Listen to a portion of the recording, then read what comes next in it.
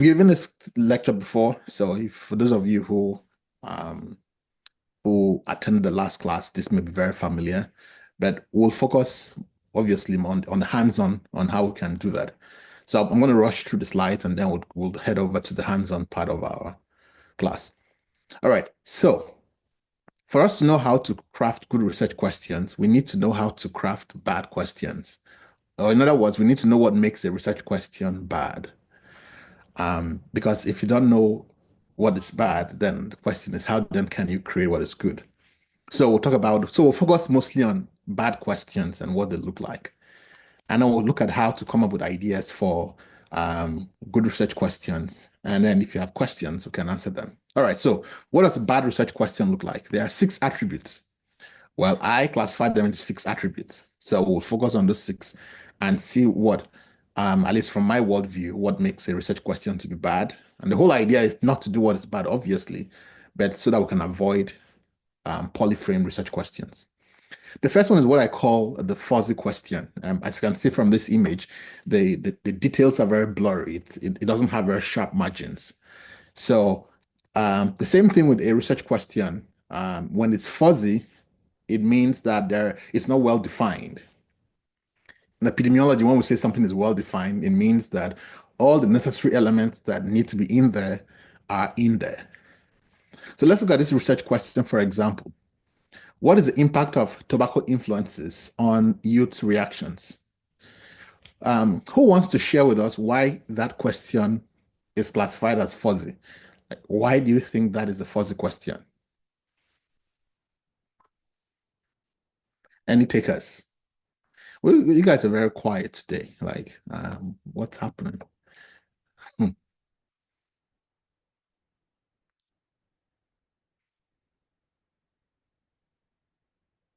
No, nobody. Long live there's nobody. I have to pick you to answer consistently.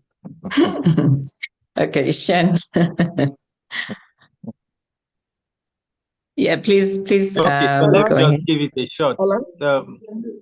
Hello? Yes, please go ahead. Yeah, because it doesn't fulfill the PICOT criteria. That is, sir? Excellent. No, I'm giving you a thumbs up. 2 thumbs up, actually. Oh, thank you, sir. Yeah. So Yeah, excellent. so we talk of PICOT population, the intervention or exposure, the comparison, the outcome, and then possibly the timeline and possibly the survey method. Do you want me to just advance the slides for you while you give the rest of the lecture? Please, sir. No, sir. No. No, sir. You're doing, I will this is be such a fantastic. going against. That's beyond my syllabus. No. You're doing a great job. All right, great. So please continue. So we fixed this question, right? So we've added elements here. So please continue. So in this enhanced question, what are the elements of PICOTs now? Why I still have you? Please do not run away. Oh, okay. Sorry. Sorry. The question again. Actually, just joined the class, so I didn't really get the question. Okay, all right. All right, that's fine. Let me not put you on pressure. So Okay. the research question was very poorly defined, which was simply what is the impact of tobacco influences on youth's reactions? We've agreed collectively, well, I want to believe so, that it's a poorly defined question because it lacks the elements of PICOT. So we've said that to make it well defined, we have to infuse those elements.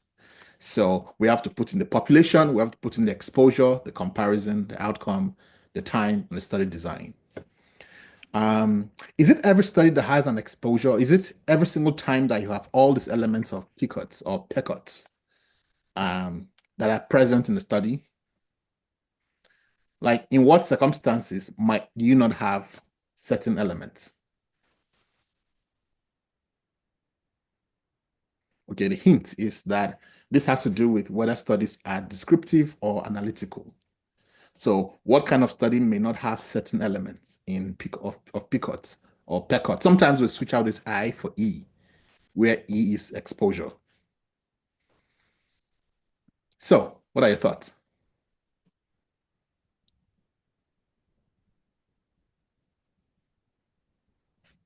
All right, Lungile, we may be coming back to you. Wait, remember the deal? Remember our deal? Oyeyemi to my rescue. Oyeyemi. Angile, what are you going to give me for that? All right, thank you very much, sir. Well, if we are talking about maybe descriptive studies or analytical studies where there's no intervention, so we definitely will not have an eye there. And then there will be a comparison too, because it's just one population that we are looking at. There's no, I mean, that's when if it's purely descriptive. That's what I take, sir. Thank you. Your answer is 99% correct. The only one small part you decided to go AWOL is you said in analytical studies where we don't have a, well, okay, I think I understand what you mean. Okay, so maybe, but let me make sure I understand. You and I are on the same page. So Okay, sir. the phrase I want us to cross-examine is the phrase where you said in analytical studies where there is no intervention. What can you clarify what you mean by that phrase so that we're all on the same page? Okay, sorry. I'm talking about analytical studies that are not experimental, where we don't have intervention. Right. That's Okay. what I intended to say. All right, so you're 100% correct. So now, while I still have you online, please do not go away yet. We said earlier that sometimes we switch out the I in PICOT. And by the way, there's no way of calling it. You know, can call it any way you want it. Some people call it PICO, PICOT, PICOT. There's no hard and fast rule. Sometimes we switch out the I for an E, right? Where the E is exposure. What is the difference between an I versus an E? What is the difference between intervention versus exposure? In broad general terms. Okay, thank you, sir. Well, intervention stands for experimental study in which the investigators assign the exposure. But if it's just exposure alone, I mean, it's more like something that occurs naturally. It's not the investigators that are doing the assignment. We are just observing what exists. Okay. Thank you, Vat. All right, let's generalize it now and then. Every blank is a blank, but not every blank is a blank. Can you fill out that statement for us then? Okay. Every intervention is can I come again, sir? This one is Yeah, you're on the right track. So just confidently go on. Every intervention is an exposure, but not every exposure is an intervention. Very good. Yeah, because it's obviously if you intervene, if you give somebody a medicine, they're exposed to that medication. So, but not every exposure is intervention because it could have been just a natural exposure, it could have been environmental and not necessarily by the investigators. Anyway, we digress. Coming back to research questions, so a well-defined research question will have, oh, thank you very much, by the way, for your, great participation. You've saved Lungilis. So a great research question will have all the elements of PyCodes that apply in it. All right. So second question that is bad is the no question question here. What's wrong with this question?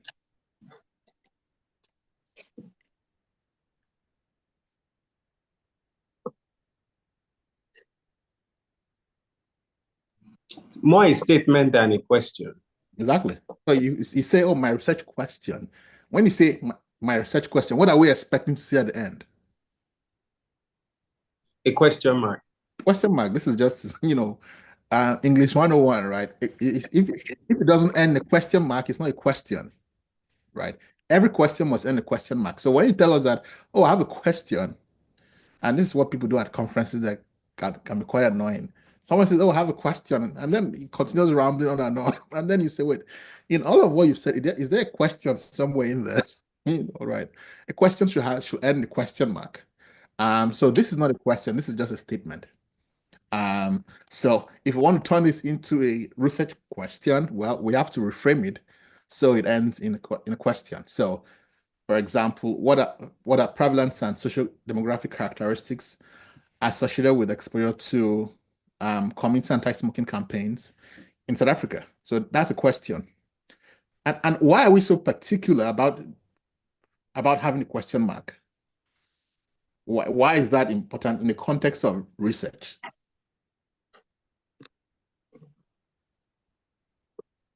That's what makes it a question. Otherwise, it becomes a statement. Exactly, because we want to supply answers, right? Um, they, the etymology of the word question comes from two separate words. In Latin, you had questions were either interrogations or percontations. Interrogations essentially are you ask the question, you already know the answer, right? But you're just asking the question just to find out whether the person will confess. So you say, "Oh, Johnny, did you eat this? Did you eat the meat from this soup?" Right. Of course, no, Johnny ate it. He just want to see whether the guy will come forth and say, "Yes, I did." That is an interrogation. Research is not built on interrogation. Research is built on percontations. Percontations are questions which we don't know the answer. We really want to find the answer. So when you don't have a question mark, you don't have a question. If you don't have a question, so what's the point of doing research, right? Research is defined by two parameters. One, there must be an intent to create new knowledge. And two, the approach must be systematic. Those Please, two things. Prof, can you use the words again? That word again. I didn't get that word. Sorry, which word? You said interrogation. You say one is interrogation, the other is Percontations. Like this. Let me type it. Okay.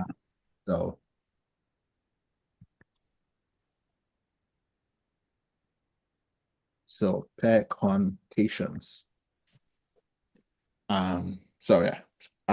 So we love percontations so much that our Chi-Square certificates that you're going to earn at this at the end of the session has the word percontations in it, right? Yes. It's knowledge through curiosity, through curious investigation. All right.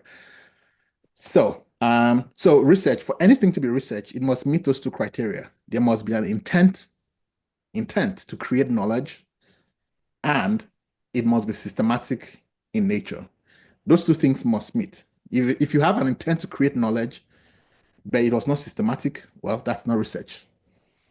If it was systematic, but there was no intent to create knowledge, it is still not research.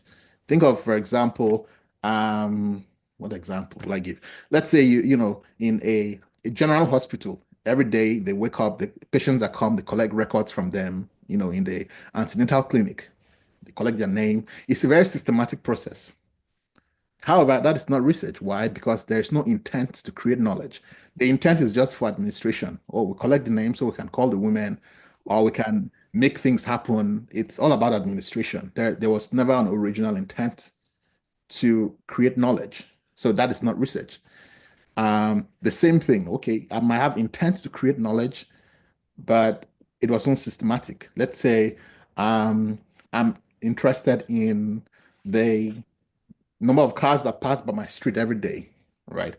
Sure, there's an intent to create knowledge, but the way I go about investigating it is not systematic. Systematic simply means there's a pattern to it, right? So anytime I wake up, I just count for 20 minutes or however long I want. You're right. It's not systematic, so it's not research. So research is not whether it was published. Sure, we would like to have it published, but that is not what makes it research. Research is not a function of whether it's generalizable, because that's not what makes it research, right? Research essentially is defined by, is there an intent to create knowledge, and is it systematic in its approach? And so this is why the question mark becomes very important. It's not just for semantics. It's tied to the very essence of what research is all about. We want to create knowledge. And if we want to create knowledge, then there has to be a question we're asking. And if there's a question, well, it has to have a question mark. All right, let's move on. Let's talk about the third type of question that is problematic, which is the TMQ. This is supposed to be a clever spin on the word TMI. TMI is like too much information. Someone sharing and oversharing, like, oh, wow, this is TMI. Well, TMQ is too much question or too many questions or too much questioning, however you want to. And that's why we have 3 question marks here in this logo. So look at this question, for example. How has South African youth's exposure to pro-tobacco advertisements changed over time during 2000, 2020? And what is the association between advertisement exposure and current cigarette smoking in the overall youth population, as well as cigarette smoking susceptibility among never cigarette smokers? Now, just that's just a very, very windy, extremely long question. I mean, there's merit. We're not saying this doesn't have merit. There's merit. The problem, however, is who can share with us what the problems are when you write a paper? Imagine this is a manuscript. What are some of the problems that might arise when think of it from the perspective of readers who are reading the manuscript? Like, what are some of the challenges you might encounter with a TMQ?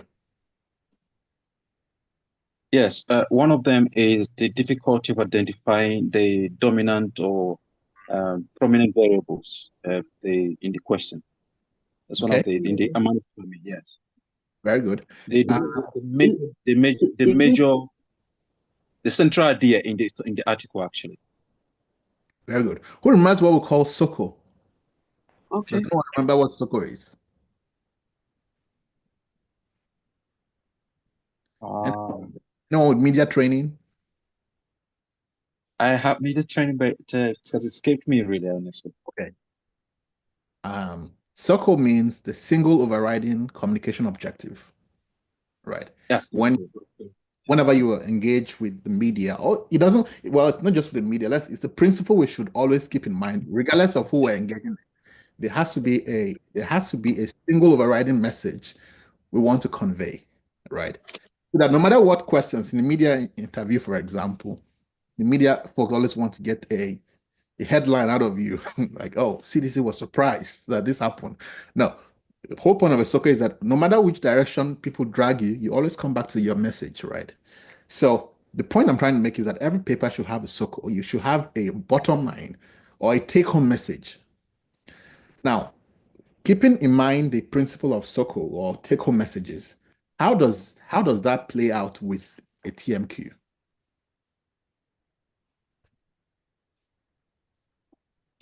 Yes, it has to do with the main central idea, central theme of the article. Okay, so when we have a TMQ, what happens? What's the problem there then?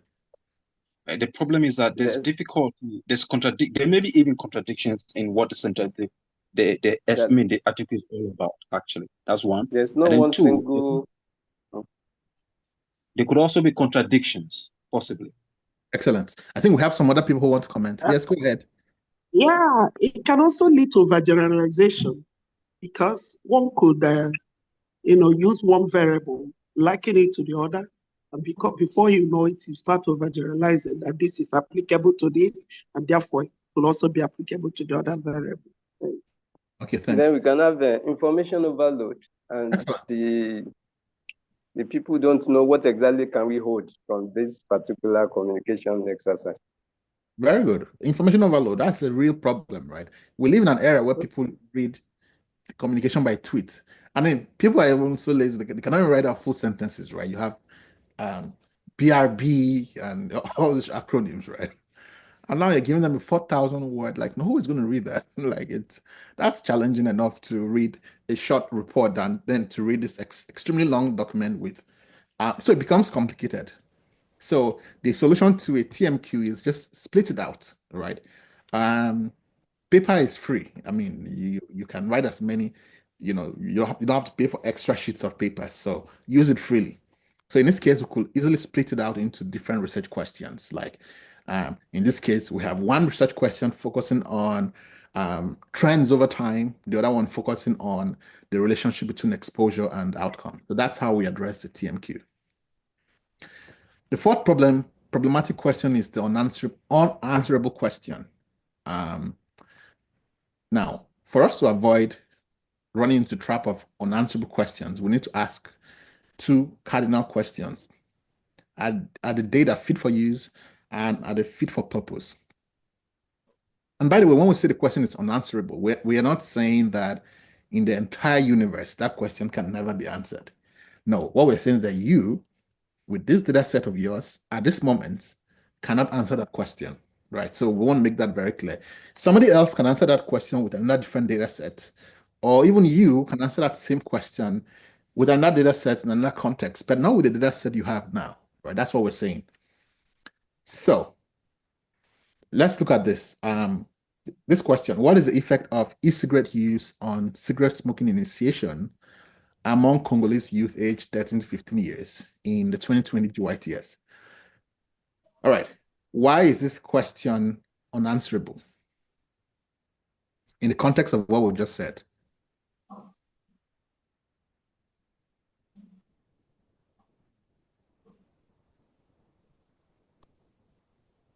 All right, let me give you some context. GYTS is a survey, right? So, as the name implies, it's youth tobacco survey. So, it's a cross-sectional survey. A cross-sectional survey means we collect data at one point in time. In other words, we're collecting data on the exposures and the outcome at the same time. It's not like a longitudinal study where we collect data, or a cohort study where we collect data among, exposed and non-exposed, and then we follow them over time to see who develops the outcome, right? Cross-sectional, everything happens same time. Data on exposures and data on outcomes are collected in one cross-section. That's why we call it cross-sectional, because everything we take a slice, and that slice is what we just examine and say, oh, okay, in this slice we have exposed and outcomes, everything in one slice. Now, given that explanation, what are some of the offending words here that make the research question unanswerable?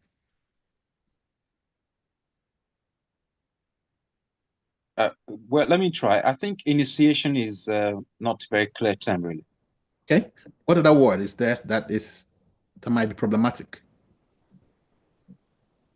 Effect of E-cigarette too. Effect. Effect, exactly. So effect is a very, very heavy word in the, epidemiologists were always very, very wary about the word effect, right? It carries the same weight as which other word.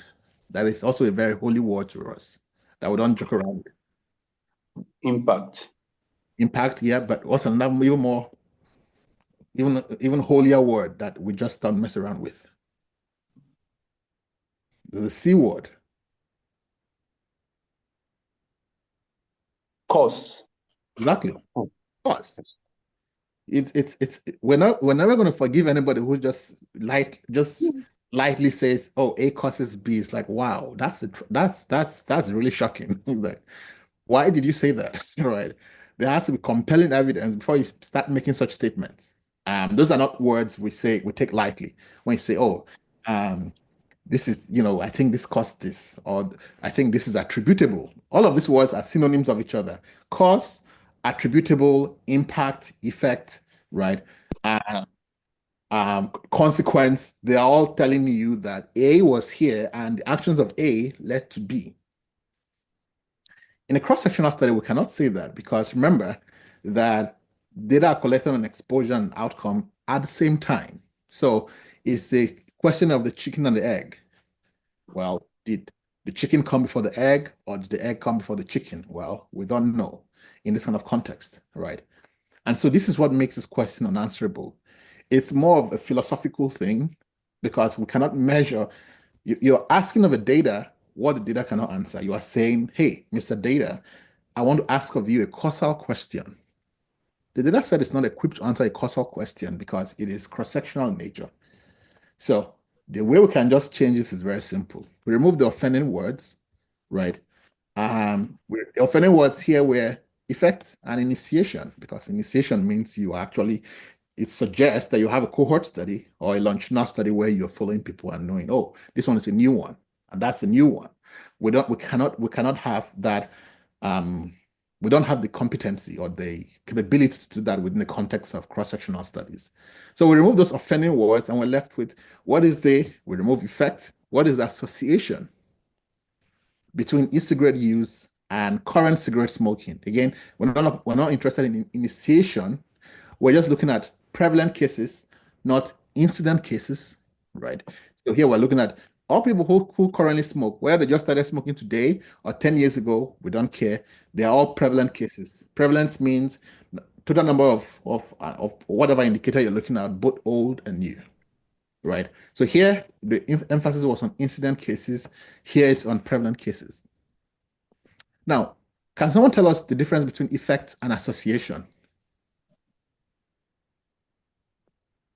Now that, so that we understand, so now that we've understood all of this, what's the difference in,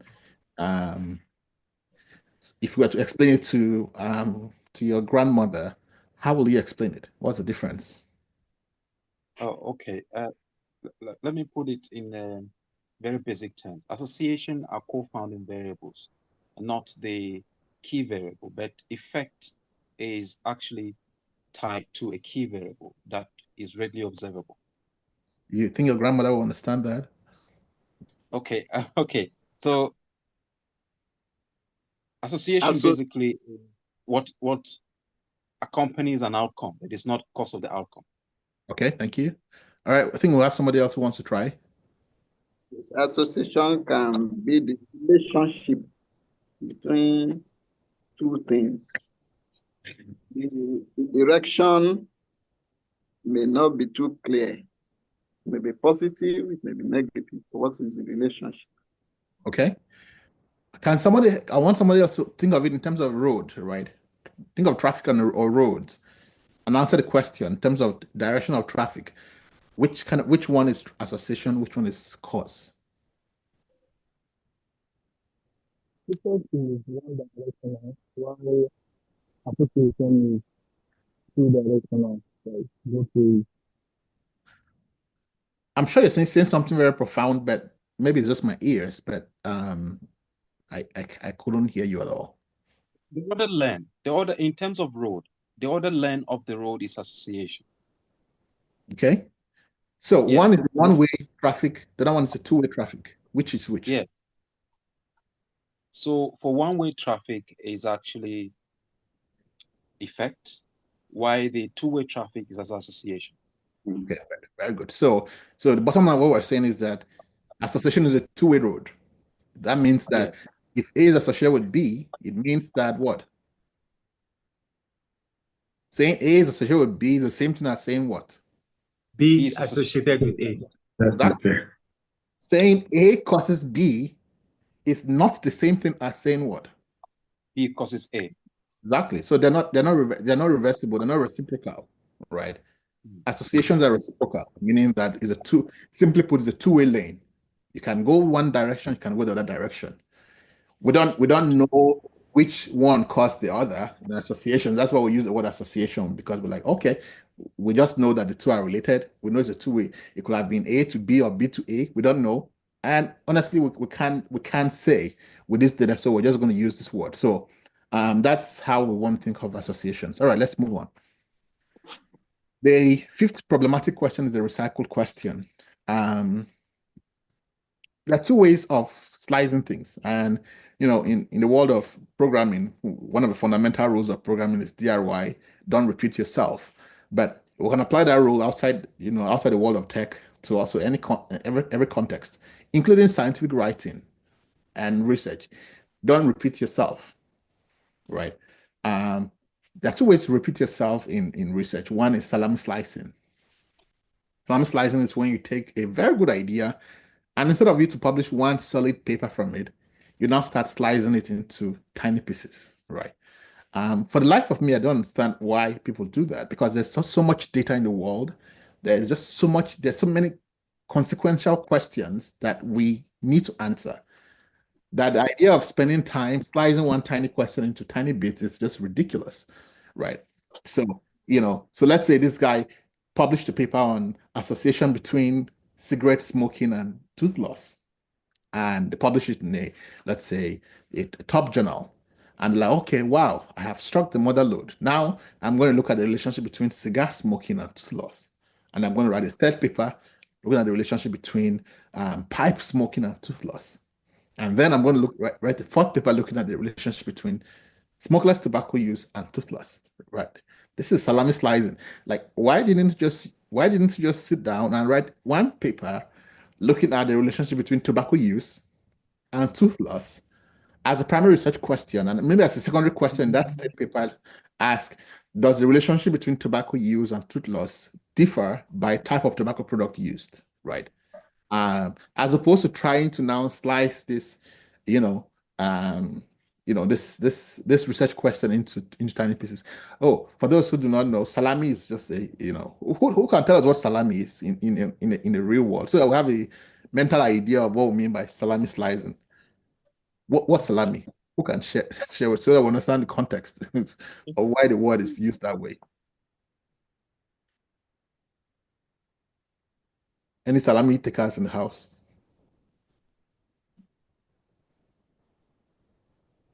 Personally, I've actually not thought about it really. It just sounds slicing really. Sounds Okay. kind of Okay. it's, All right. Prof, Yes. the only salami I know was my supervisor in the bank when I was in Yola. That is so fun. All right, let's look at images for salami. It means that one is trying to achieve a big objective, but Okay. break smaller objectives. All right, so can you see the images of salamis here?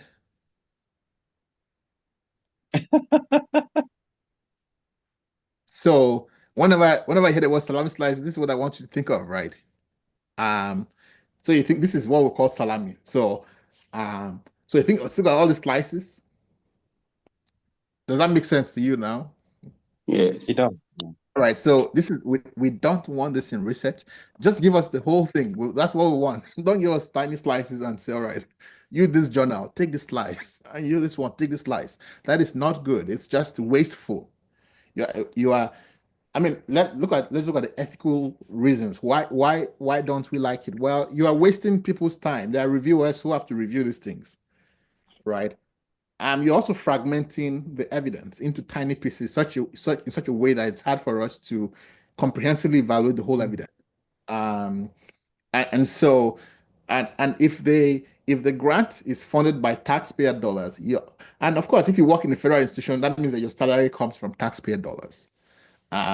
So you are literally it's just waste. That's why, just thinking of the ethical reasons for why it's a bad practice. It's wasteful. You're wasting the time of your reviewers. You're wasting taxpayer dollars. Your salary is paid for you to be able to do good work and contribute. But here you are wasting the whole year or 2 years on trivial issues, right? That add no value to anybody's life. So that's why it's, at least ethically bad when you think about the fundamental reasons why we don't like it. So salami slicing is one way to just repeat yourself. The other way is confirmatory research, repeating what other people have said. Somebody says, oh, the relationship between a study in South Africa found that, let's say, um, smoking is associated with tooth loss. And then you're like, oh, I'm going to repeat that same study in Nigeria. I'll look at it, the relationship between smoking and tooth loss among the Nigerian population. Do you expect to see any difference in that relationship?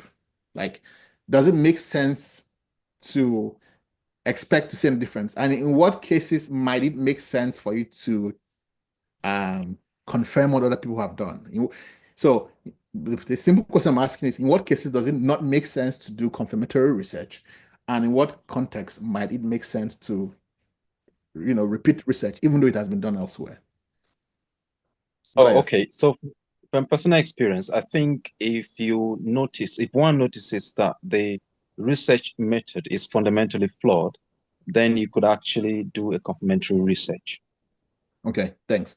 Now I'm just assuming that the research is first. Nothing wrong with it. It's fine research. It's valid.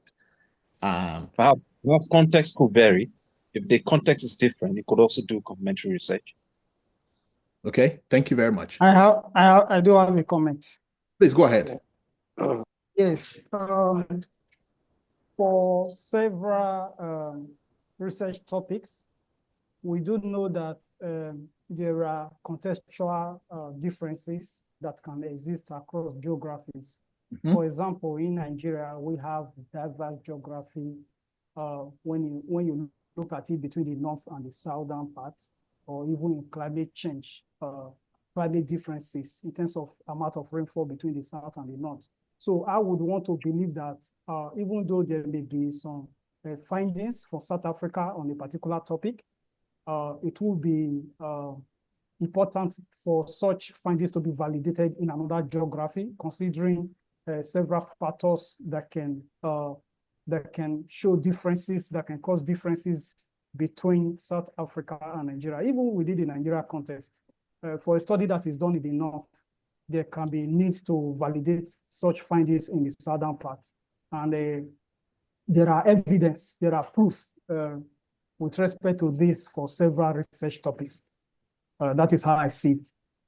Excellent. So the very important, part of your answer was, where we expect to see contextual differences, right? Now, where would we expect to see less of contextual differences, like geographic differences? In what kind of relationships?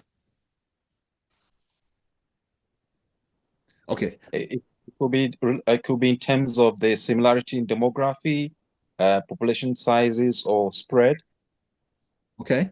How about biological relationships? Like the one we mentioned, like relationship between smoking and lung cancer.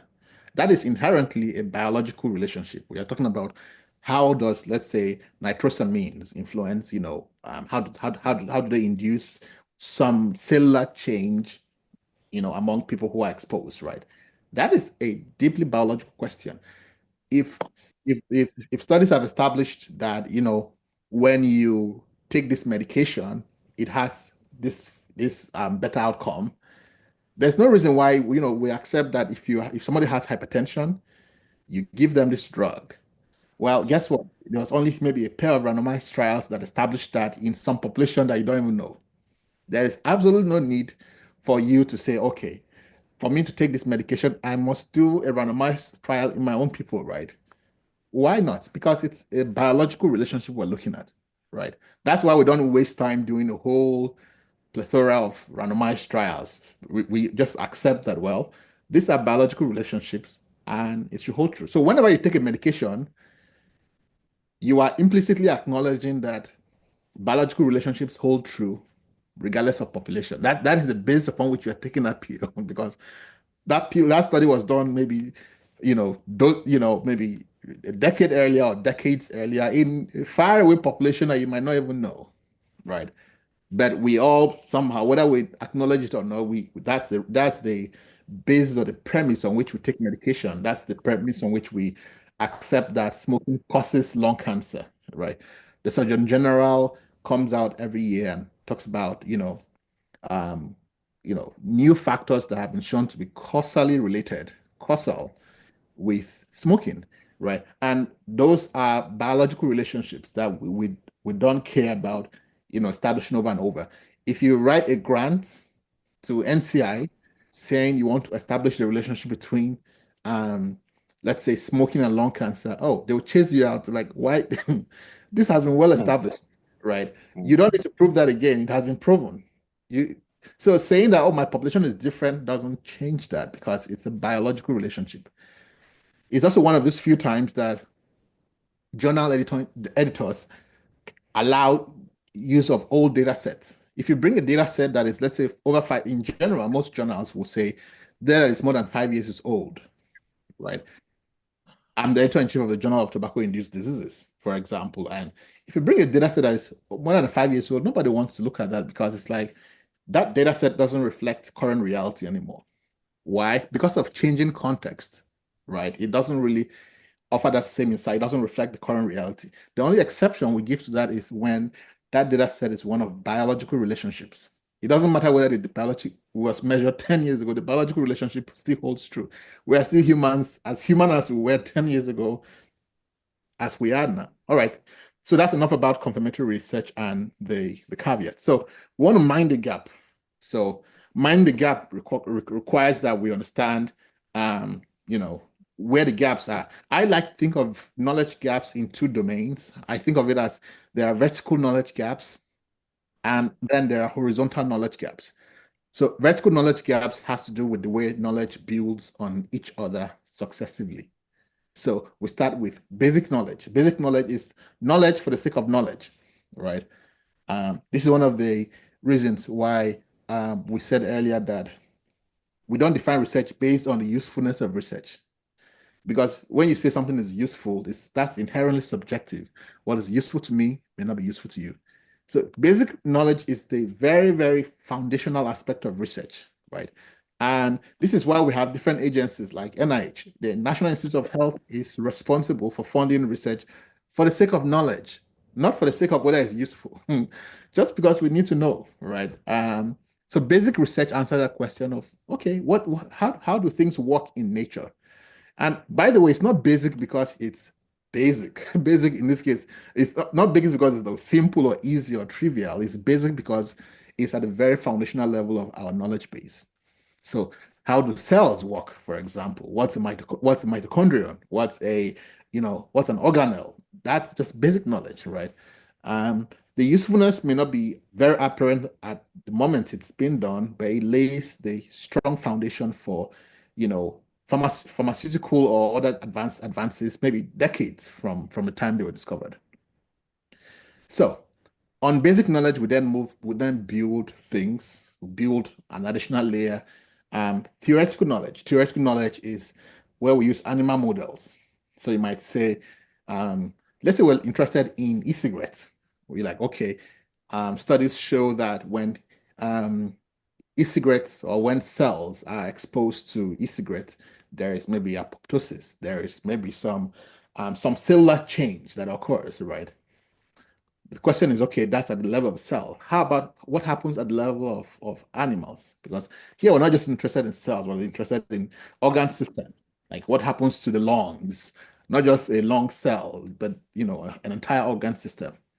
So this is very important, especially in drug development. We need to see, okay, basic knowledge gives us some plausible explanation that, oh, wow, when we apply this to this cell, it does this action. That we need to look at that in animal models, so that's theoretical knowledge. And then we'll move on to efficacy knowledge. All right, now we've shown this in animal models. Now let's move on to efficacy. Efficacy simply means how well does an intervention work under experimental conditions, right? And this is what we do when we do phase 3 trials or confirmatory clinical trials. So we give this group this drug and we give the other group the other drug, and we observe them in experimental conditions. So experimental conditions meaning perfect conditions. If they're supposed to take 2 milligrams every 2 hours, they're going to get exactly 2 milligrams every 2 hours. If they're supposed to take you with food, a particular food, they always take you with that particular food. So experimental conditions simply means perfect conditions. So that's efficacy knowledge. And then we build on that by going on to applied knowledge, which is real-world evidence, right? How well does this drug work in the real world, for example? That's what we talk about effectiveness. And then we build on applied knowledge, we talk about public health knowledge. So here we're looking at, communities and populations and how what are some of the barriers to, interventions being adopted. So we might say, for example, we know from clinical trials that this drug works. Even under imperfect conditions, we also know it works.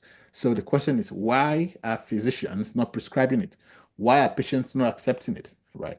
That's implementation research. So this is like vertical knowledge gaps. We say that we know what happened below, but we don't know what happens at this level, and we build on that successively.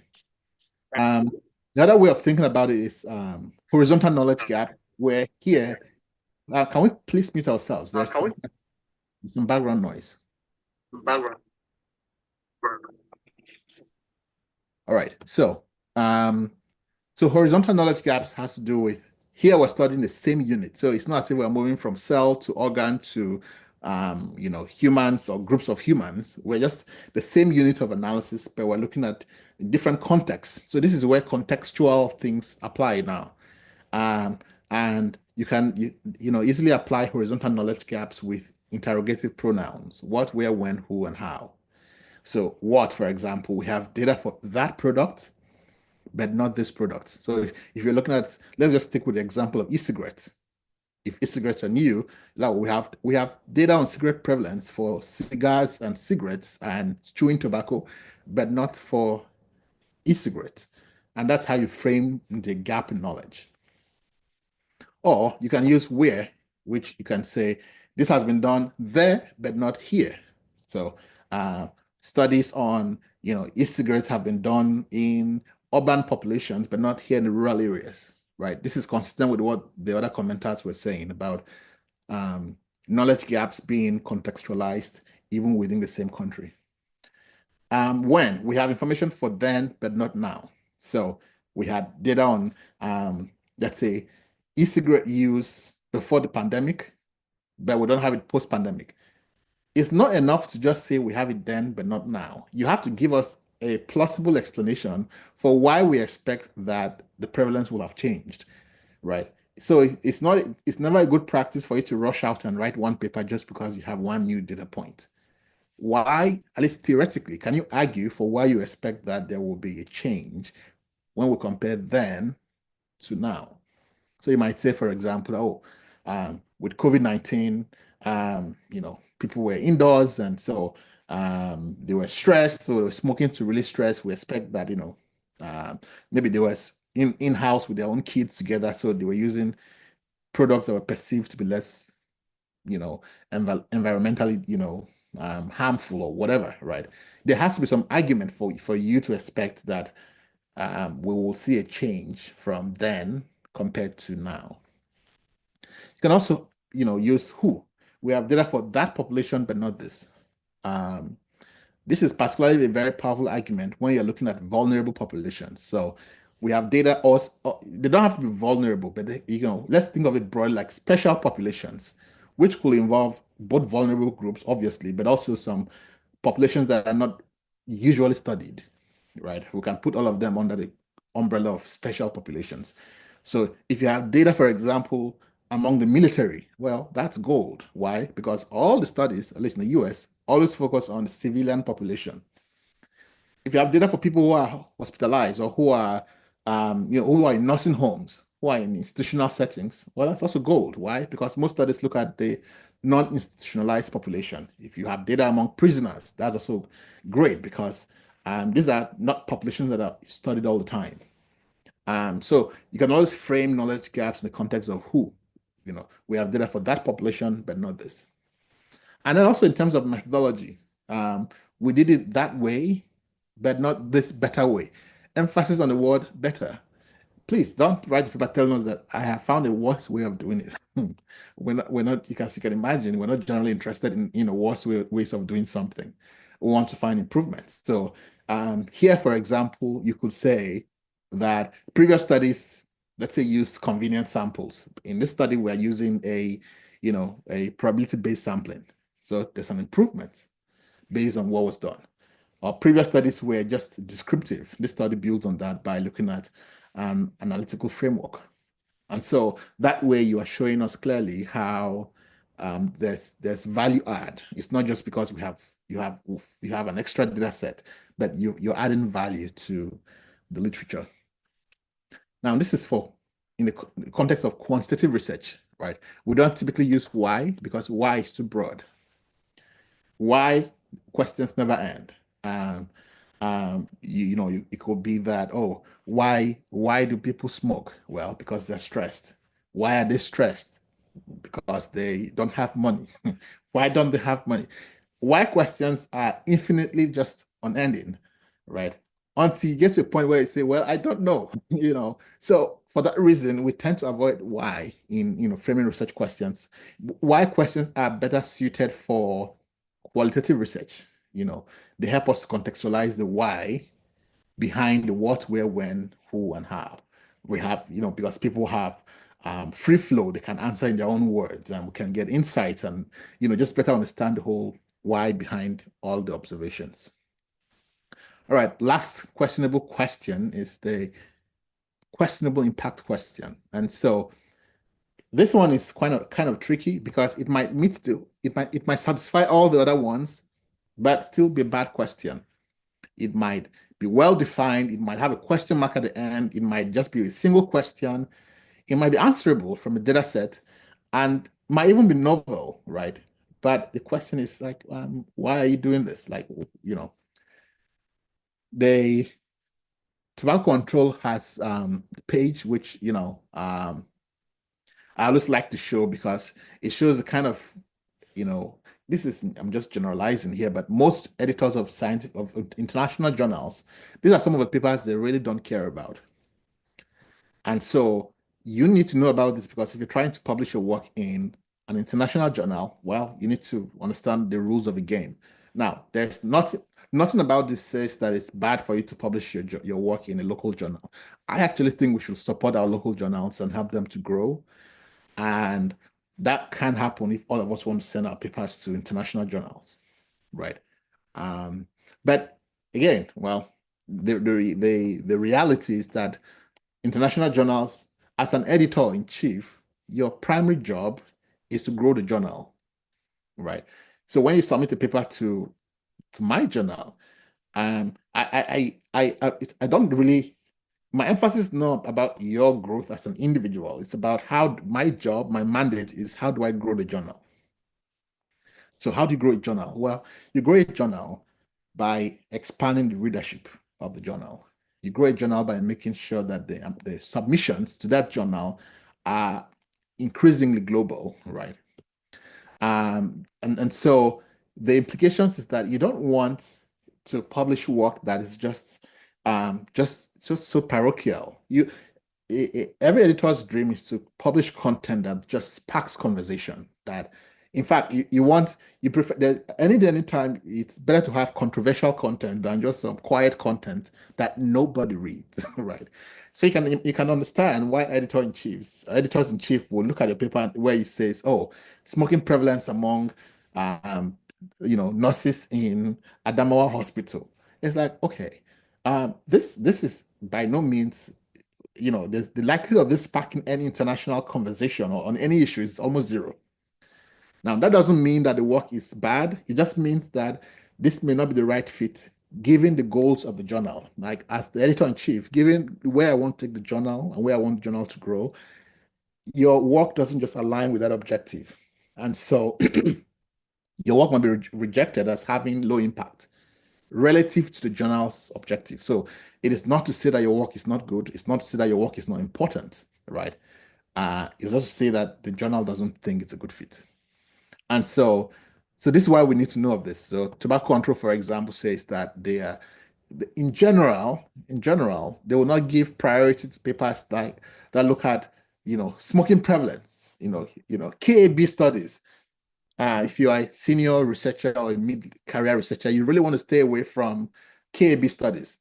This is what we'll expect from undergraduate students, or at worst, master's level students, right? If you're doing a PhD, obviously we expect to see more from you than just KAB studies, right?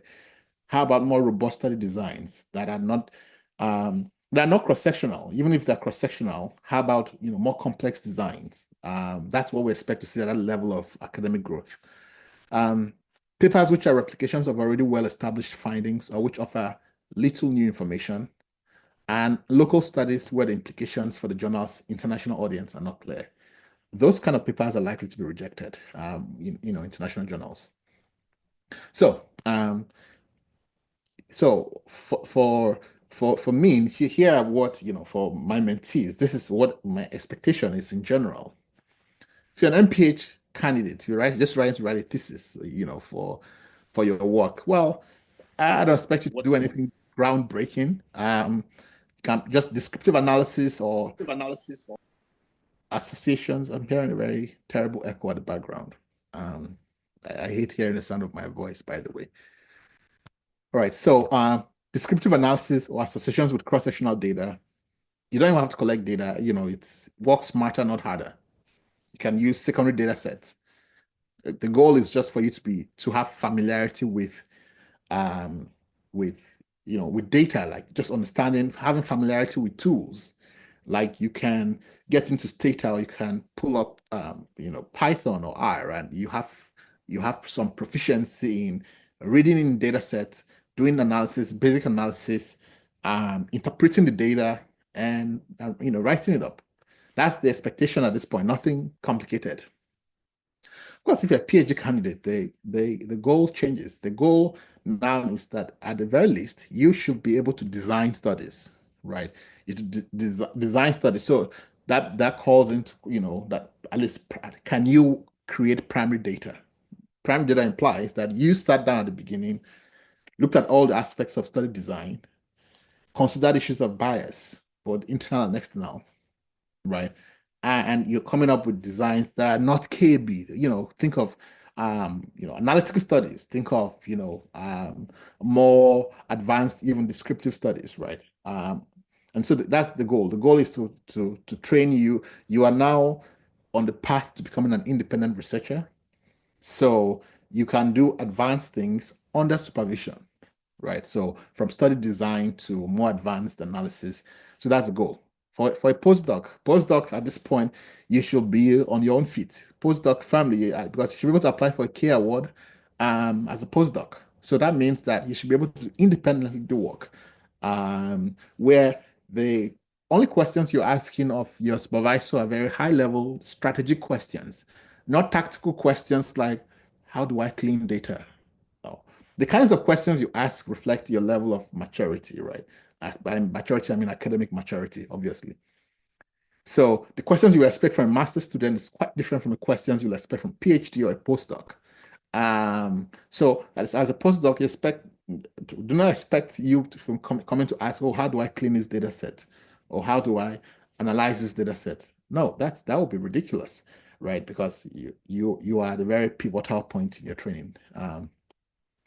If you are faculty, tenure track, of course, at this point you are training, supervising people. So the quality of work we expect is different. Think of experimental designs, think of longitudinal studies with follow-up, not just some cross-sectional KAB studies. The goal here is that you're thinking of impact, right? How do I move the field?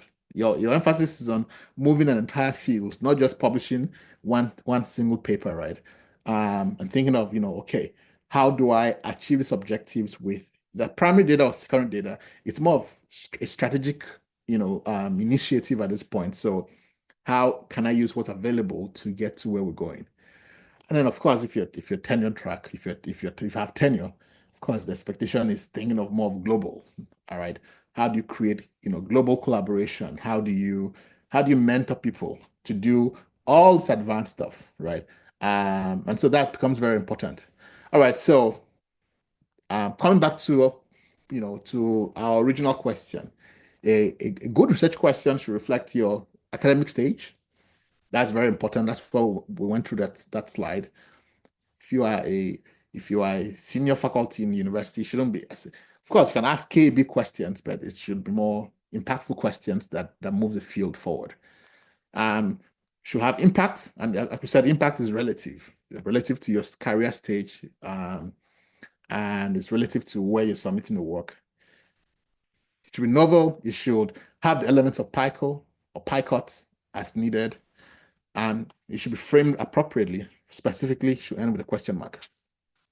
All right, so let's look at how do you come up with an idea. So that's where we transition to the second part of our demo to see how we can use the Chisquares platform to come up with research questions, but also to generate hypotheses and other stuff. I'm going to pause there and see if there are any questions before I move on. Any thoughts, questions, remarks before we move on?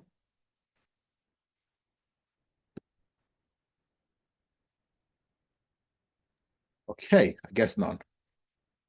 Someone raised the hand, sorry. Chinedu and then Daniel.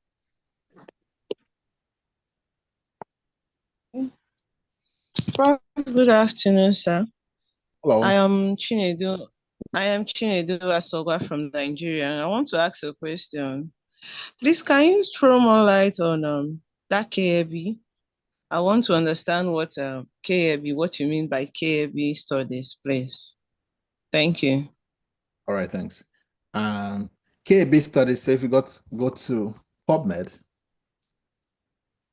let's see if we can find things like that. KAB. So you see studies like this, knowledge, attitudes, and behaviors, right? Knowledge, attitudes, and behaviors. Like, all right, that's fine. So that's what we mean by KAB studies. Or knowledge, attitudes, and practices. Does that make sense to you now?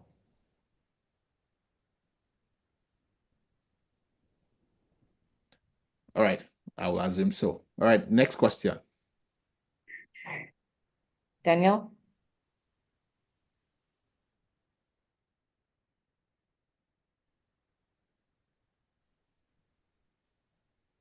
Daniel?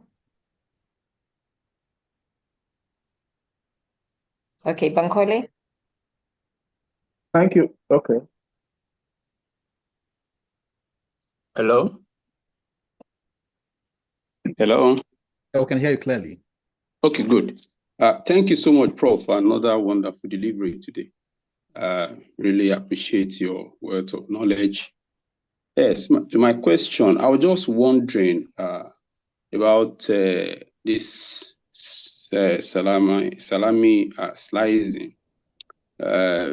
I know that there are journals that normally want to restrict authors to a limited number of pages when publishing, right? And in that case, I'm wondering if one will not be restricted to reducing some substantial parts of the work, especially particular work that has very related data sets that one wants to publish. So I'm just looking at how to balance that. So maybe you may just throw some light onto that. Thank you. Right, sure. So if a journal restricts, so has word limits, very hard word limits, you have options. For every word limit, let's say the word limit is 1,000, it is possible for you to convey the same idea into that limit. So whether it's 1,000 words or 2,000 or 3,000, you can take the same idea and put it in 1,000 words, right? It's maybe more concise, but it's the whole idea is still there. So that is one option for you to do. One option is make your work concise, and you can now put the detailed tables as online supplements so that readers can say, for more details, please visit the online supplement. That's option number one. Option number two is you can choose to go to another journal. For every journal that has a tight word limit, there's another journal that doesn't have a tight word limit. So American Journal of Preventive Medicine, for example, has, and they tightly enforce this, right? AJPM, whenever you submit a paper to AJPM, the editorial manager actually checks the word count and will come back to you if it's one word above the limit. They're very good at that. 3,000 words, which is, by the way, enough words for anybody to write anything they're writing. But then there are also journals that have, limits of 4,000 words or 5,000 words.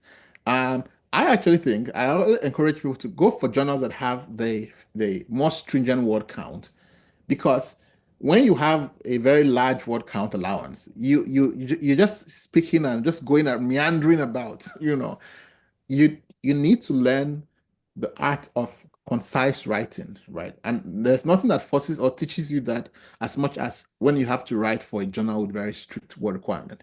So option number one, like I said earlier, is put concisely and then refer the rest of the text or tables or figures in an appendix or online supplement. Option number two is you can just look for a journal that is more aligned with your style of writing, right? If you are more if you're more of a loose writer and you tend to write more words, you find, however, that most of what is in a very voluminous text ends up just being fluff. I think that one of the things we really have to teach students is how to have a very low tolerance for fluff. There's really no need for you to just fill up a paper with fluff just because you want it to be long. Like, people are busy. People have busy lives. Like, if I'm reviewing a paper, I'm doing a million other things. And one way to show kindness to editors and to reviewers is to make a paper very concise, and also to your readers too. Like, why would I choose to read 3,000 words when I could just read 1,000? Of course, I will consistently choose 1,000 words over 3,000 because it saves my time for me to do other things. So that's one way to think of it, right? You can always submit to another journal. But what is never okay to do is to now say, okay, I have this one research question. What is the relationship between smoking and let's say lung cancer? I'm going to take the bivariate analysis and publish it in one journal, and then I'm going to take the regression analysis and publish it. No, that's wrong. That is just unethical because it does not even make sense because now you have because it's one whole process that you have arbitrarily just chopped off into small parts and distributed into different journals. I hope that answers your question. Very well. Thank you, Prof. Very great.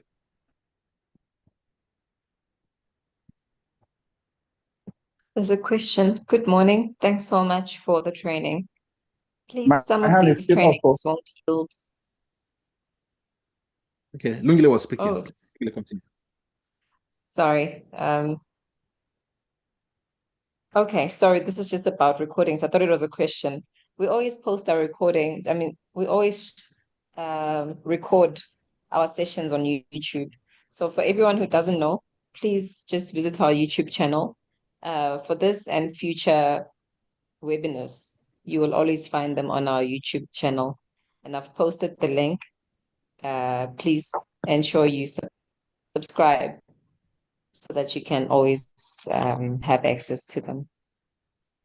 Sorry, I thought it was a question, but Amadou, Dr. Abdullahi. Daniel is still up. Daniel is still up. Sorry. Dr. Linkley, I'm very attentive. I'm very attentive. You. I see someone else with the. It's I not don't want you, to confuse right? myself with cab, K-A-B. So I've been listening very attentively. All right. So there was someone else with the name Amadou. It's similar to your name, Prof. Okay. Who else? Isaac, your hand is still up. I don't know if it's an old hand. My own is up. Oh. By the way, before we go on to that, Prof, you owe us a lecture, right? So we have 2 more classes remaining. So you have to deliver on that promise. So how about we make you and Lungile teach us the last class? All right, please, the next question. Yes. Okay, can I go on? Please go ahead, yes. Yes, Prof. Thank you very much. Can I get the acronym, please? I'm big on acronym because they seem to be taken for granted, but they lead into big things. I think so. The single overriding communication message, overriding message. You said something about SUKO, something like that. Oh, okay, yeah. So it's Elia responded. Isaac, you don't believe Elia's response. You want Prof. I want to get the key letters that form that acronym really. So okay, in health agencies like CDC, we use this, which is single overriding health communication objective, because it's a health agency. But in general, you can always use SOCO, which is single overriding communication objective. Okay, all right, thank you. And so it's very important to keep in mind what a SOCO is, because whenever you're working with the journalists, they'll have their intention to get some sensational, juicy bite out of you. Their job is to digress and make you lead you astray. So you prevent that by sticking with your SOCO all the time, regardless of what the question is. You come back like, yeah, I acknowledge that, but here's the point. Okay. All right. Thank you. Welcome. Yeah. All right, Lungile, we're done with all the questions, so we can have our demo. No, my hand is up. Can I ask my question? Yes, please go ahead. Yeah, thank you, Prof, for your wonderful lecture. Please, what drives the research question? What drives it? Is it objective or the end? Because what I see in the NIH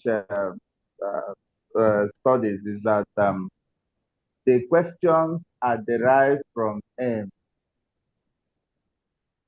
but it's not like that in most other write-offs or whatever. Most times is the questions are derived from the specific objective. I don't know. Okay. So my advice is don't worry too much about what all of these things are like trivialities, right? Questions are derived from our observations and our curiosities, not from objectives, not from aims, not from any fancy thing. Somebody, you're standing in line on the queue talking to somebody about something and they say something like, wow, that is actually, I've never thought about it that way. That is actually a good question to explore. See, you came up with a research question. You are observing some things, right? You just have, there are rumors that this is what is happening. And you're like, oh wow, that's a good research question, actually. I'm going to, formally investigate that rumor, right? This is how research questions are born. You stumble on something and then you're like, wow. So that is don't worry about all of the semantics or all of that is completely however you came up with the research question, it doesn't matter, right? The issue is now that we have the research question, let's frame it properly and let's investigate it properly. Prof, can you give me a minute? Can you give me a minute to contribute, please? A minute, basically. Okay, sure. Please go ahead. Okay. So I guess from our perspective, especially from Nigerian perspective, most of these older professors who like this very template-driven kind of thing where objectives will come before the research questions. So I think it's from that background that question emerged. But my take personally is what you just said. This argument came up on a professional platform across Nigeria, made up of scholars across Nigeria in my field. And I quickly referred to the scientific process, especially by Charles Darwin when he mentioned something about on an island. So they say when you stumble on an island, do you first ask objectives before the question or you ask questions? And of course, it goes directly what you said, because once you look at species on an island, what comes to your mind is you've observed something. The first thing that comes to your mind is to ask how the species came to be. And so in terms of template, my take personally is that when people write backgrounds to the study or so background to the study usually, at the last paragraph usually we contain the objectives, what they intend to achieve. But then the questions could beat around that overall, may not necessarily harm or derive from the objectives. So I totally agree with what you said. Thank you. All right. So the bottom line is like let's free ourselves of just unnecessary rigid structures that force you to think one particular. The whole idea is these are extremely arbitrary rules that somebody just sat down in his house and said, I'm going to make this rule. So the more you free, research is all about curiosity, right? And so, however, I'm not a big fan of semantics and just arbitrary rules because they are rather restricted. All they do is just box you into one small corner where you cannot even think beyond that. But however I came up with the idea, that's fine. Just, of course, you have to write it the way your institution requires. I must add that quickly. We're not trying to start a movement and say, oh, we are going to, you have to obviously, at the end of the day, comply with the requirements. But in terms of your thinking process, you should free yourself. All right. Lungila, are we done with the questions? I saw some new hands, but I think you can go ahead. Okay. Can you ask your question after Prof's demo, please? I think we can go ahead with the demo, Prof. All right, sure. Sounds good. All right, let's quickly look at how to come up with research questions on the Chisquares platform. Who has a research question they want to suggest? Like if you have it doesn't have to be a question. Who has a very bad idea? By bad idea, I mean like a badly framed idea that we can just explore quickly, and then we'll see how some of the features on the Chisquares platform that could help you with the whole process of coming up with questions and with creating let me log into my all right, Lungile, do you want to proceed with the demo as agreed? next week as agreed. Please go ahead, sir. Okay, all righty. All righty. So the AI toolkit on the Chi-Squares platform provides you with some tools. Does anyone have a badly framed idea that we can just use? I have an idea. I Yes, don't know how Abayomi. badly it is. All right, go ahead. Abayomi has one. All right, Oh, Abayomi. Okay. Wanted to give Abayomi, are you able to unmute yourself? All right. Yes, yes. All right. So what's the ethnographic study of in Nigeria? Okay. That is, can we have an area? Okay, let's not use any big words. Let's use simple words to try to frame the question we're trying to answer. Okay, no, big words are banned in this class. Small, why use big words when they're small words? Okay. Okay, go ahead. How can we demonstrate? How can we demonstrate that play is useful in primary school? That clay is useful. Yes, in teaching primary school pupils. Okay. In teaching primary school. Okay, primary school. That's an unusual research question, but let's go with it. In teaching primary school students. All right, so You did ask for something bad. no, that's fine. We accepted it. No, we have to. The rule is that whatever we go, we have to go with it. So I have put it has to be bad. That's fine. So we have this aim. I've typed it here. You can just copy that same research title and put there, and let's come up with research questions that that help us explore that, right? And then we can then see how we can also create a, now if somebody else has a different question, we can look at that as example number 2. But let's I have yeah. one. Please type it. I have one, Prof. I have. Can I go on?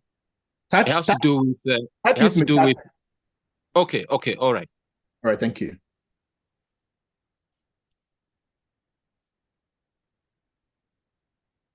And then we'll just pick one. Note to self.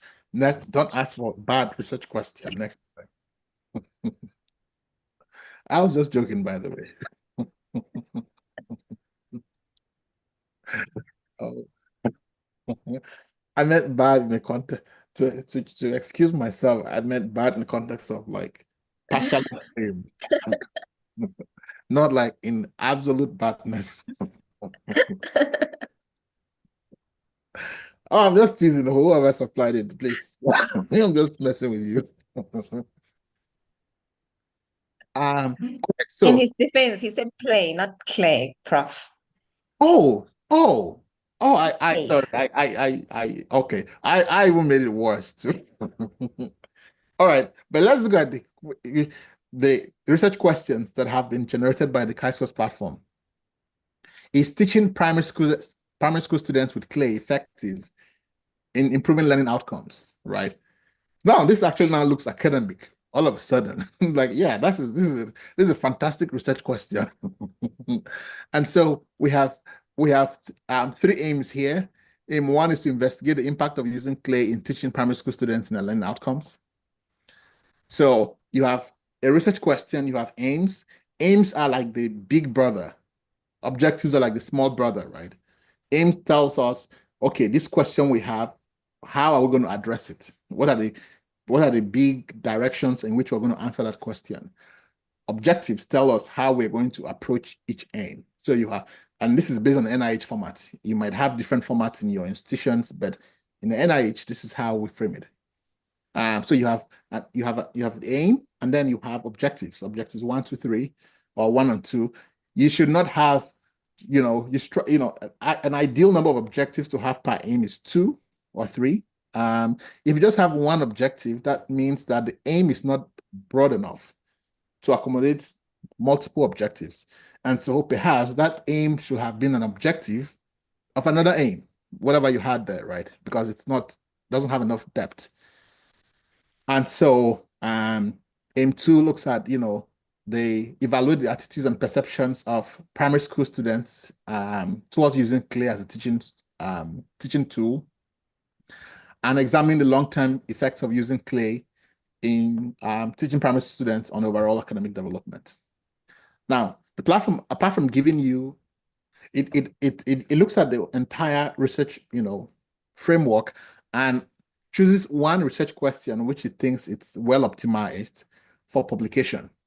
Now, it also gives you other research questions just in case you don't like that one that it suggested. So these are the additional research questions it has provided. Is exposure to clay modeling associated with improved cognitive skills? What are different types of clay manipulation techniques that can be used to enhance learning outcomes? Does the use of clay contribute to increased interest and engagement? And so on and so forth. So all of these are just to to engage, so that you, the investigator, can then choose one, or you can combine many of these to create one coherent research question, right? So that's how you can use the Chi-Squares platform to come up with research questions that you will explore. Now, again, none of this is meant to replace you as the investigator. All of this is supposed to say, okay, let's get you started. Because sometimes, work with some students and you're like, just go and identify a research question, and 2 weeks later, 3 weeks later, 1 month later, you're like, okay, like it's not that complicated. Like, what's taking you that long? So the whole idea is that this tool is meant to help you to speed up that process where you are engaging with the tool and refining your research questions. So like, think of it as your thought partner. So it helps you with the thinking, and you can then, you as the investigator, of course, you cannot be replaced. You are then the one who has to take all of this together and come up with one coherent question. All right, so that's how you use the that. Now let's see what other question we had, and we'll see. So the second question, what is the link between antenatal mother's level of education use and quality of antenatal care? Who's in office? Can we please mute ourselves? There's people speaking behind. Oh, sorry, Abayomi, I use clay, not play, but we get the point. So what is the link between, the process is essentially the same, right? You can try that later, but I also wanted to show you something else that you could use apart from the research question generator, you can also use the proposal builder, which is different here, right? To explore. One of the things again, this is still in beta mode and we keep adding features to it, but you have the ability to design research proposals for different types of studies, whether they're cross-sectional, case control, cohorts, and so on and so forth. And this is extremely useful because someone might want to do let's say, design a case control study, but they really don't have the expertise enough to know what should actually go into the proposal, right? And so this becomes extremely useful, so that you have a research question that is well defined already. So let's build from that last step. You came up with the research question, you've already made it well defined, and now the next step is to write a protocol or a proposal that seeks to flesh out that question into a full proposal that you can proceed. This is an extremely useful tool that you could use to help you with that process. So let's take an example. Let's look at a study that involves a methodology like let's say case control study, right? So let's say that we want to explore a case control study, and our research question is, well, these questions are more suited for none of these questions here are suited for case control study. Well, let's go with the last example we had in the session from last week, which was the relationship between smokeless tobacco use, I believe, or was it smokeless tobacco use and oral cancer? Let's just explore that. Let's see how you could.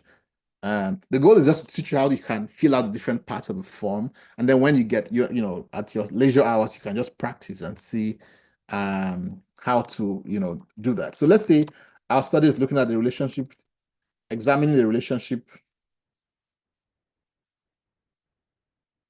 between smokeless tobacco use, just to keep in line with that example of tobacco, and let's say oral cancer, right? We can just copy this and paste, let's say, among adults in Nigeria. The study type, we've selected case control, but again, you have all of these study designs. So you select the study design you want. So this assumes that you know basics of epidemiology, that you at least know that this is the study design that should be used. And so this is why, you still have to understand the basics of study design. The main exposure here is smokeless tobacco use. The outcome here is oral cancer. The country is Nigeria. The research team, you can, you put your name and other collaborators that you have. So I'm just going to put my name here. Your qualification, your degree. I'm just going to pick any degree there. Pick any, a role. Let's see. And then relevant experience. Again, you don't have to be eloquent. The form is not requiring eloquence of you. You can just type anything that makes sense. So, for example, I can say 5 years experience in XYZ, let's say in oral cancer research, whatever it is that you want to type, really. It should, of course, be coherent. And so now I have the whole form set up. I can then create proposal, right?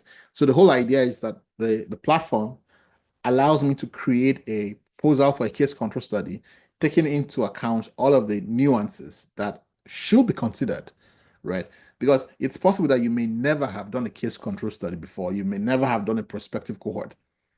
And so instead of starting from scratch, the platform gives you a version 1.0 of something that is solid for you to build on, so that you can at least have something decent. So that's one way you can use the AI toolkit. If you have proposals to write, or if you have research questions to generate, or to just think about them, you can use it as your thought partner. All right.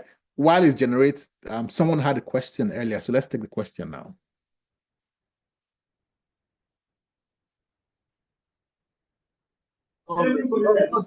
Can you do us a favor by giving us the slide of your lecture? Yeah, we'll share our slides.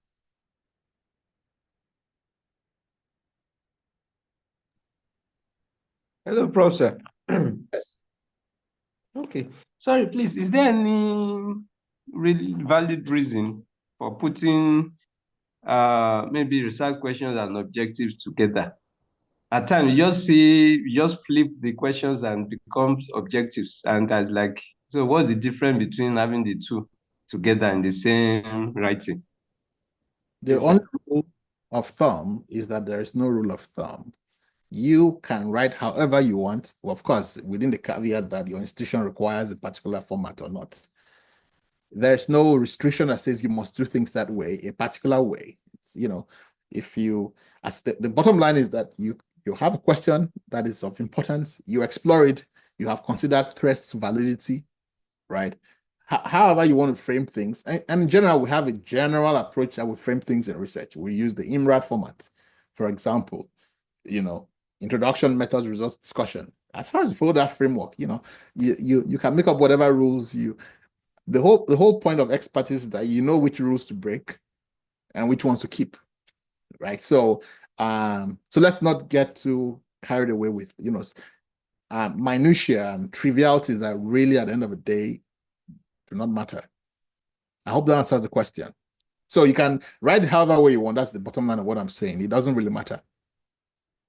But of course, make sure you align with, I always have to caveat this with saying, make sure you align with your institution's final. Institutions sometimes have specific ways they want things. Of course, in that case, you have to align with that. But in general, really, you have a liberty to frame things however you want to frame them. Thank you, sir. You're welcome. Hello, good afternoon, Prof. Hello. Thank you so much for this wonderful lecture. I want to ask a question which I think you shed some light on in your previous lecture. It's regarding when you want to form or pursue a research gap in formulating a research topic.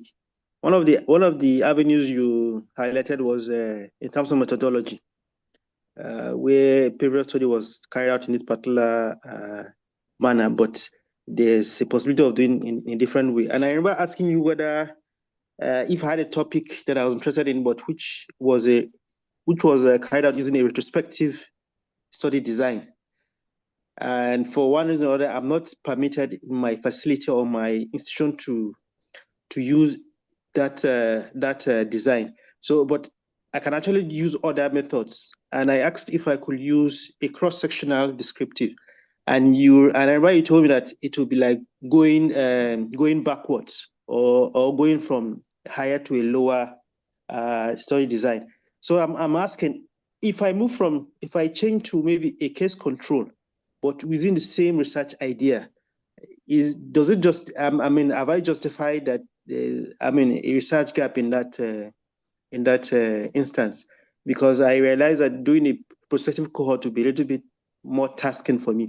So I don't know what you think of this, sir. Okay, I want to think of yourself as a painter, right? You are a great painter.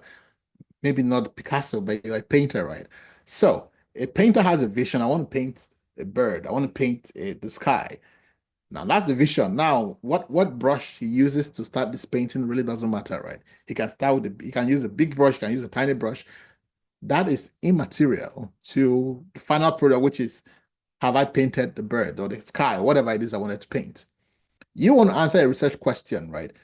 There are many, many ways you can explore about answering that question. It could be a retrospective cohort. It could be a, so let's say let's look at the two examples you have provided. You have said, oh, I have an option. I can use a retrospective cohort, or I can use a case control. Well, in general, right, your preferences matter, right? You choose how you want to go ahead. Of course, there are some principles you want to consider. The principle is, first, number one, what do I have in hand? Because there are one of two things that you can have in hand. You can have the outcome well-defined in your hand. You know them, they're well-defined. That's the outcome. Or you can have the exposure, right? So which of these two do you have in your hand easily? Well, if it's the outcome, the cases that you have in your hand clearly, well, there's no complicated math about that. It's, it's a case control study. It's easier that way. If you don't have the outcomes well defined, but you have all the exposures are very well defined in your hand, you know all the exposed, in that cohort, that historical cohort. Well, in that case, that nature has already answered the question for you. You might want to go with a retrospective, cohort, right? Then you also consider other things. Is the outcome, is it rare? Well, if it's a rare outcome, then it's, if you started with just exposure, maybe all of those people who were exposed might never have had the outcome because it's rare. So what do you do? Well, if it's a rare outcome, then it makes more sense for you to go and say, okay, how about I just go and search for the people who have this outcome first? That's the first thing I'm going to. And once you are going out to go and first search for people who have the outcome, well, that means you're doing a case control study, right? So that's how you want to be thinking. It shouldn't be based on one rule that says, oh, my institution says we can never do it. That is actually very backward thinking, right? And your maturity as a researcher should help you evaluate things. There can never, never ever be one rule that says, okay, just go and you must go and do a retrospective cohort, or you must go and do a case control study. That will not even make sense, right? Because we have to evaluate these things and look at the context. Context matters all the time. So what do we have on hand? Is it rare? Like, can I easily find it? It's also fundamentally also the question itself. Am I looking at one exposure with potential for multiple outcomes, or am I looking at multiple exposures with one defined outcome? Because this is something you have in your own mind at this point. Is it, many to one or one to many. If we have multiple outcomes and one exposure, well, then you're more likely along the lines of a retrospective cohort, as opposed to you have multiple exposures and one outcome. Well, that's a case control. So you can understand why it's almost impossible to answer these questions just like that and say, oh yeah, do this. It's all a function of you as the investigator and your context, which we will never have. That's why you're the only one who is qualified to answer those questions. Does that make sense? Yes, thank you so much, Prof. One of the areas I wanted you to highlight was, I know you said cross-sectional descriptive was like lower in terms of standards compared to a retrospective in terms of maybe level of evidence now, I think. So if I were to reframe the design into a case control, is that still is it still in line? Am I in line? Because I know you said I'll be going backwards if I switched the idea to a cross-section descriptive. In terms of what I can add knowledge to the, add knowledge to the body of literature. All right. So first things first, you don't have to call it as cross-sectional descriptive. Just say cross-sectional. The descriptive is tautologic. You can any question that could be explored with the case control can be explored with the retrospective cohort, and it's dependent on these other things I just described earlier.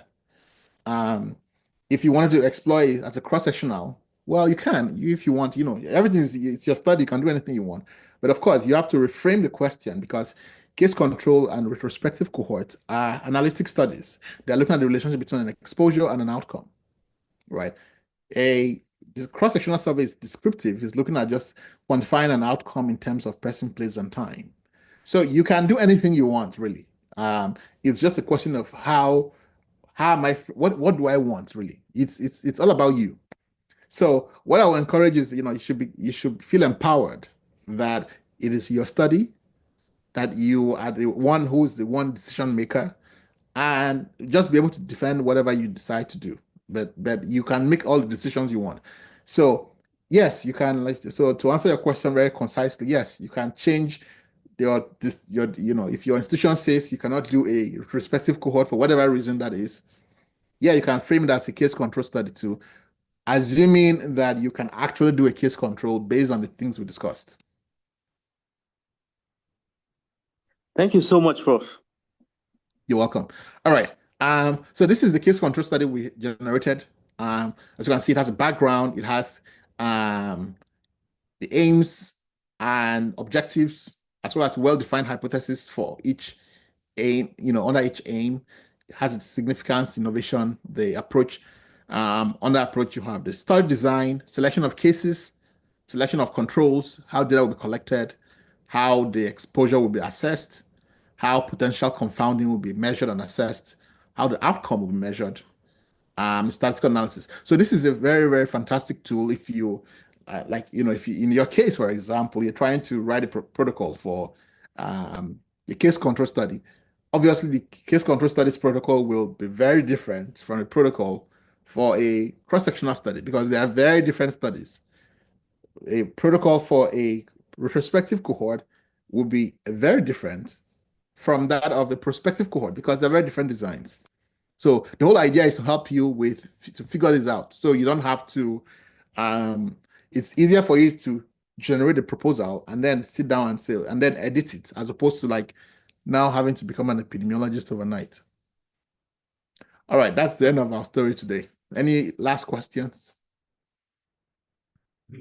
Yes, someone asked about the references. Yeah. Are the generated references also valid and true using chi-squares? Why would chi-squares create references that are not valid? Yes, they're valid. They're not AI generated. You may not know this, but chi-squares is built by people who know one or two things about research, and we take considerations like that extremely seriously before anybody even thinks about it. So yes, they are all valid and not generated by AI. Any other questions? How do we overcome AI detection in the use of these generated AI contents? by not using AI at all. You can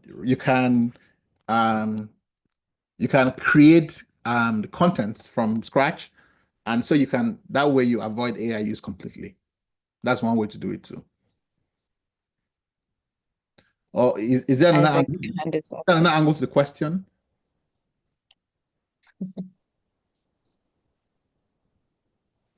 No, Isaac, your hand is up.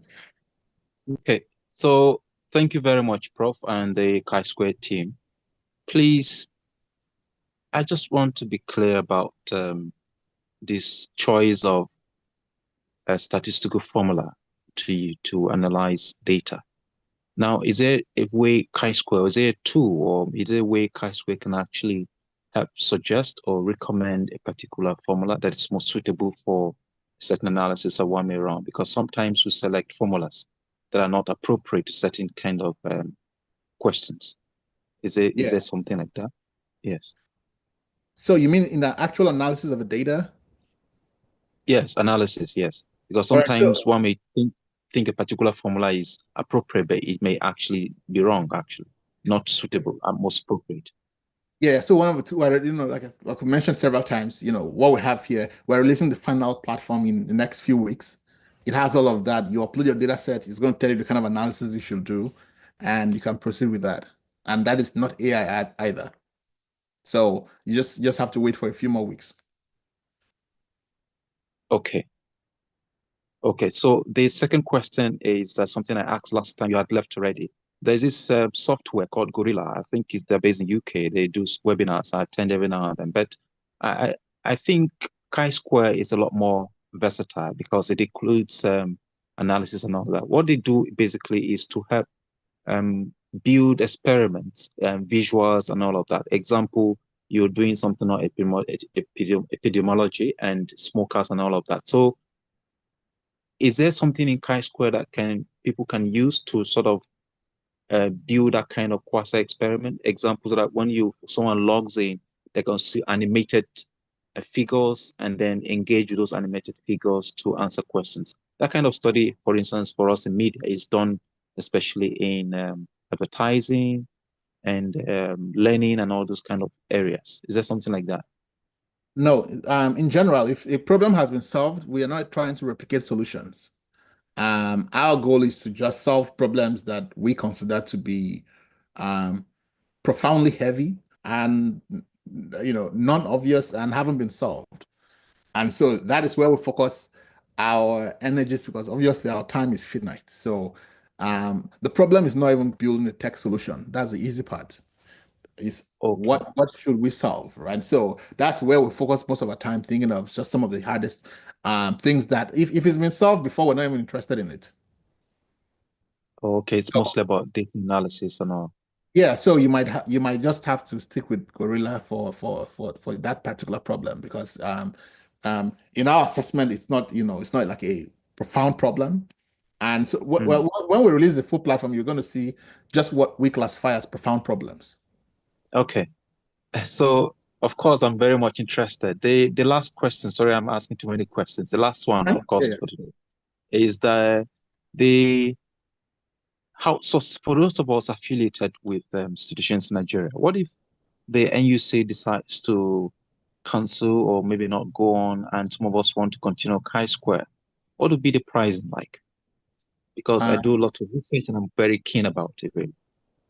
Yeah, that's something we're working on, and we've heard your collective concerns, and we are taking them to heart. So we can't give you a number now, but what we can tell you is that it's going to be something that is sustainable for you, because we care about equity and sustainability. So that's something, but that's something we're working on. So we'll share those details with you when we're done with the math.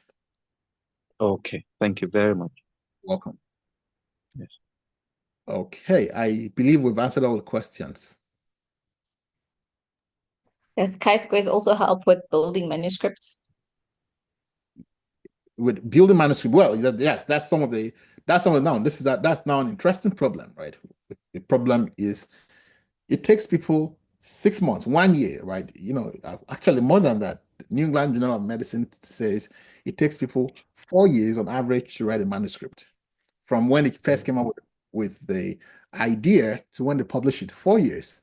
Now, that is a problem that we care about. We're like, no, this is unacceptable that humans, people should spend 4 years of their life. Think of the opportunity cost. Think of the drain on resources. Think of the inefficiency.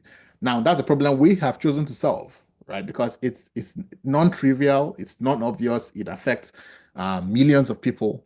And so, yeah, that's a problem we're solving.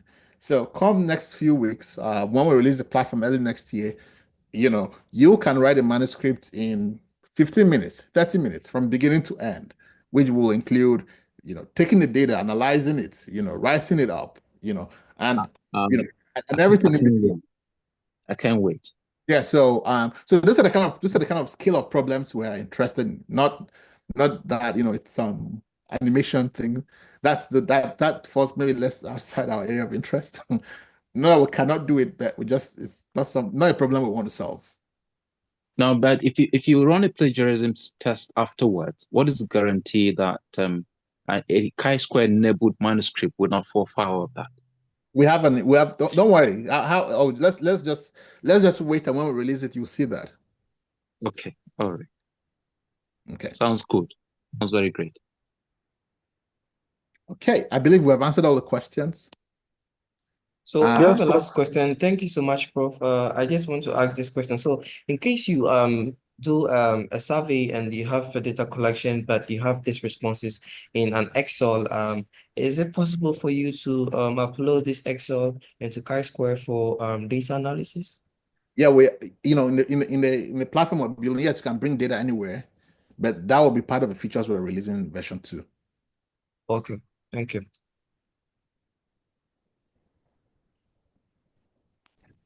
Isaac, is that a new hand? Oh, okay.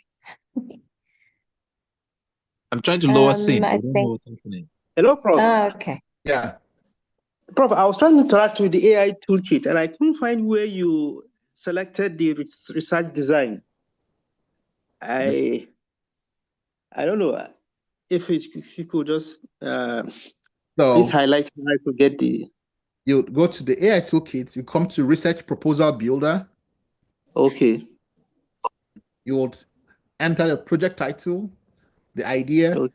The idea, make sure the idea includes elements of person, place, and time, like prevalence of whatever among this population in whatever. The context should be provided there. It doesn't have to be eloquent, long. It just has to be there. The study type, this is where you choose the study design. Choose study type. You choose that here. The options are cross-sectional, case control, prospective cohort, retrospective cohort, parallel arm, systematic review, and qualitative studies. And the rest, straightforward. Does that make sense? Yes. Thank you so much, Prof. Welcome, yes. God bless you. All right. Prof, can you generate an abstract? It generates a proposal. So abstract generation is part of the features we're releasing in V2, where you can generate a manuscript and abstract and everything in between. Okay. Thank you. You're welcome. So Lungili and Professor Hamidu, we are going to design our own, please. We're going to design what? 2025 is our year. Oh no, like you guys keep pushing down this ball down the lane. we collectively feel that this is unacceptable at this point. 2025, Prof. Just be patient. You will see. You will never ever have to open your mouth again. Prof. Hadia and Prof. Hamidu and I, we got this. Okay. All righty. Professor Hamidu, does she speak for you, or do you have a different opinion on this matter? How about we just say, how about you speak for yourself? We call that Wayo in Nigeria. Yeah. Okay. Well, thank you very much, everyone, and we will see you tomorrow or next week. Bye, everyone. Thank you. All right. Ciao. Bye. Thank you. Thank you. Thank you, Prof. Thank you, everybody. Thanks. Cheers. Thank you.